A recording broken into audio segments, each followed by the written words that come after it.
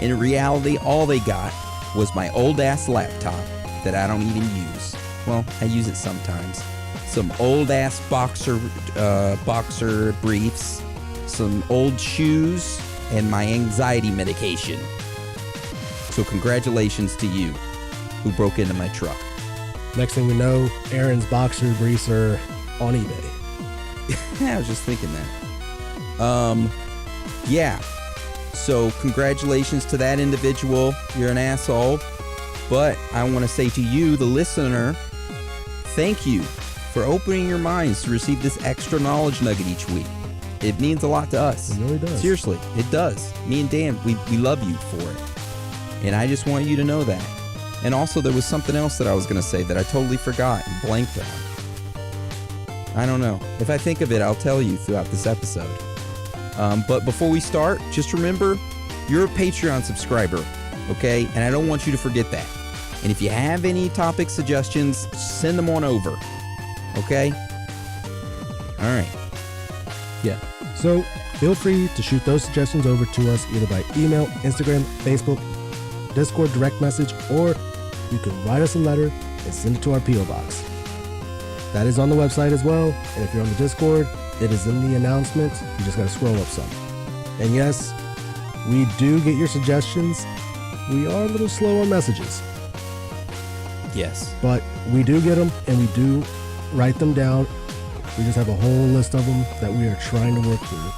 We're a two-man crew, when it comes to like messages. Well, we got the support email now. We got somebody helping us with support emails.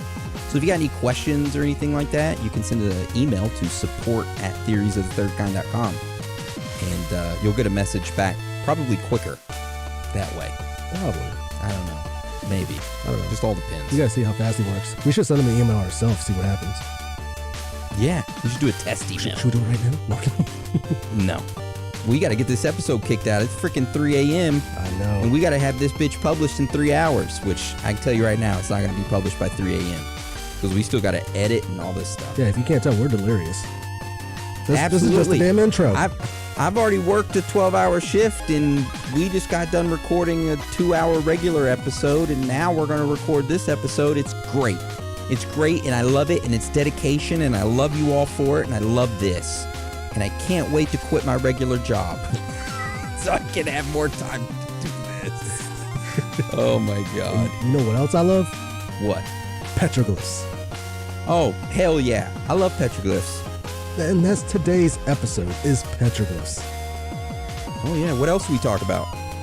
So we talk about what are petroglyphs, the history of the petroglyphs, and then the petroglyphs all around the world. And then we go into our own theories about them as to what they could be. So that is how today's episode will go. So with that being said, let's actually finally get into the episode.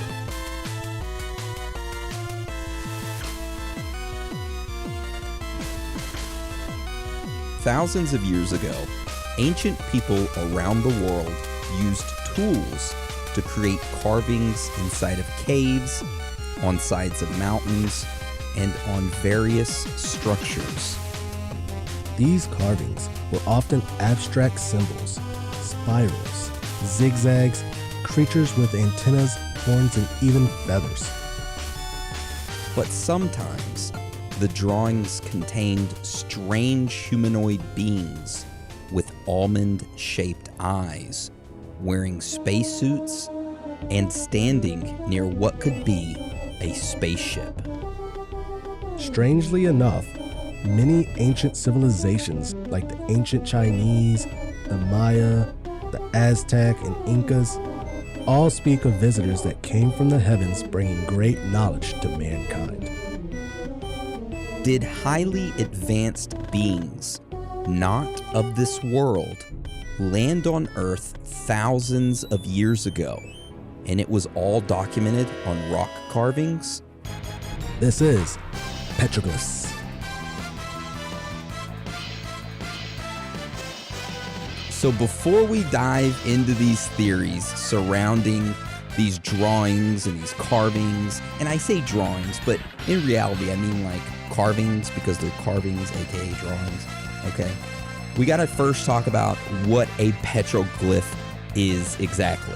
Now, Dan, before we did this research, did you know what a petroglyph was? Like if I was like, hey, Dan, you want to come take a look at my petroglyphs? Do I want to say yes? Kind of. It's up to you. I do sort of know what they are, but not that much. I just know they were drawings on like rocks and stuff. That's it. Okay. Yeah. I didn't have a single clue what they were until a couple years ago. Early in the podcast days when we were first creating episodes. I think it was like the first 20 or so episodes. We did an interview with an individual named Jeff Woolwine. And he talked about his experience with the Arizona Lights, or AKA the Phoenix Lights. Well, in that episode, he also talked about his experience with petroglyphs. And he is a petroglyph expert. That is. And that's the first time I've ever heard of him. And since then, you know, I've kind of looked into him and I've been like, whoa, this Jeff Woolwine's on to something. So yeah. All right. So let's get into it. Dan, tell us exactly what is a petroglyph. All right. So a petroglyph is with a tool. Someone takes that tool, carves or engraves into the rock, and bada bing, you got your ass a petroglyph. Now these petroglyphs are found worldwide and are often associated with prehistoric people. You know, pretty much civilizations from a long ass time ago. So these drawings, aka petroglyphs, have some controversy surrounding them. Some people say that they depict like real events, such as religious or ceremonial events that are taking place at the time, or like people hunting, and they really don't depict anything else. While others say that they instead depict symbolic events or some type of ritual language that we don't fully understand yet.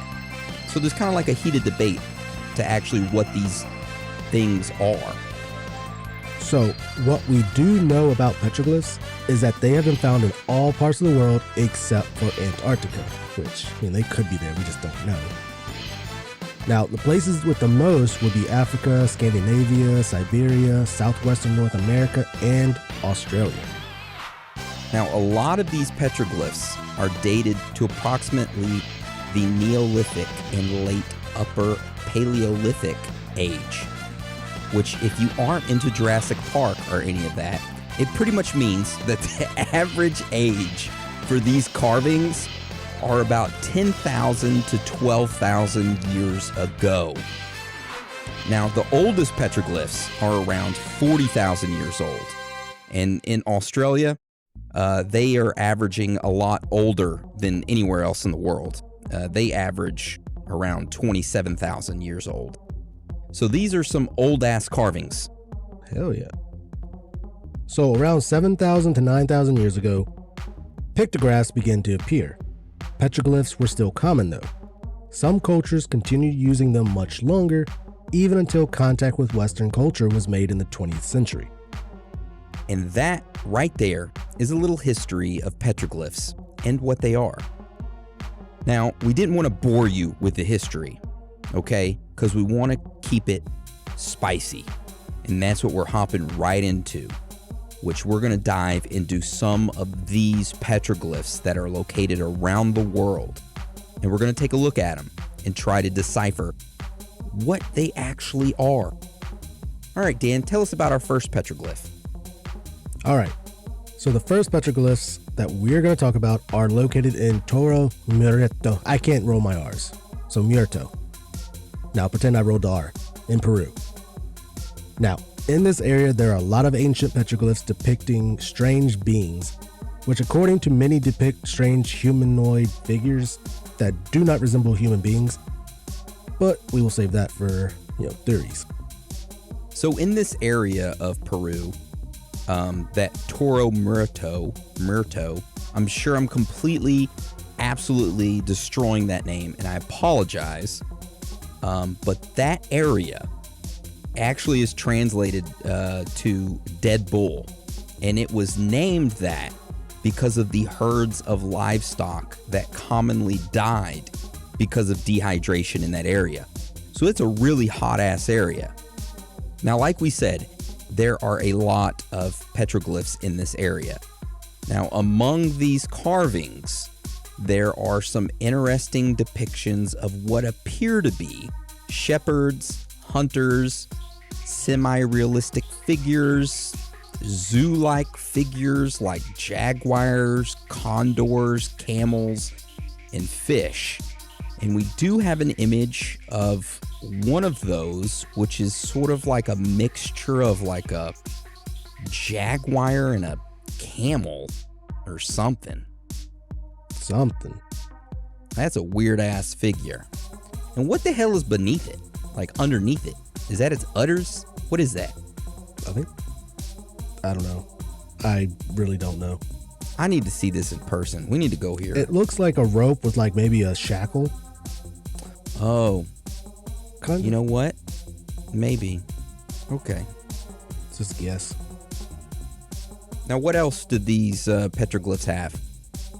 It also has what appears to be sunflowers and trees without branches, geometric symbols, zigzags, squares, diamond shapes, and some inscriptions and bizarre writings all over an area of approximately 4 kilometers. The most intriguing depictions in Peru are those of beings that do not share much resemblance to normal human beings. Yeah, so even more fascinating is the fact that some of these petroglyphs bear a freakish resemblance to petroglyphs found in Australia, which we'll talk about here in a minute, which shows sort of like a man and like these mysterious beings with halos around their heads. It's very weird and odd. We'll talk about those here in a minute. But the beings that are depicted at Toro Muerto, which I'm sure I completely butchered that, and I'm sorry. These beings were carved with a number of strange characteristics as well. But instead of having the halos around their heads, they got these weird antennas on top of their heads, which if you scroll down, Dan, I have a image of the rock that shows a whole bunch of them looking up into the sky. 1, 2, 3, 4, 5, 6, 7, 8 of them to be exact. Well, actually there's more because there's more in the corner. But they're looking up into the sky at something. Yeah. And then if you scroll down, you can actually see a more close-up view of one of the carvings. Which, those antennas could just be a headdress. I mean, that's what I'm gonna guess if you're looking at it. I guess, I don't want to say scientifically, but yeah, it'd be looking at it scientifically. Yeah. And then, I don't know, you look at it in that first picture on the right side, looks like one of them holding up or looking up at. That's a dog with long hair. The thing in the right-hand corner, Yeah. that's a rocking horse. That is no way a rocking horse. Well, I don't know. Here, I got you. Hang on. Make sure you link it on the document so I can share it with everybody else. Link it below this Right. Fork Man. That's what I'm going to call this one. The Forkman. The fork man. That's exactly what he is. All right, so what are you linking? What is this a picture of? Boom. It's a dog. Oh my God. They didn't have those types of dogs back then. There's all kinds of dogs like that. What type of dog is that? I have no idea. Anyway, I'm sure somebody in the comments knows and they're yelling at us right now. Oh, that's the Afghan hound. Afghan hound. See? There we go. So yeah, that might not have been in Peru, but it's that hairstyle. Yeah, it is. Okay. So that is the first weird petroglyph that we're going to talk about, and we got a whole lot more. So Dan, do you want to tell us about our next petroglyph? All right, so our next one that we're going to talk about is the petroglyphs at Karahanj, which is also known as the Armenians' Stonehenge. Now, this ancient site located in modern-day Armenia is fascinating for a number of reasons. First of all, many researchers claim that the site itself predates both Stonehenge in England and the pyramids of Giza. So the ancient complex occupies over 17.3 acres, which is about equivalent to 13 American football fields. And yes, Dan did do the math. It's about 13.3, but Oh, 13.3 American football fields. I apologize. that's probably wrong.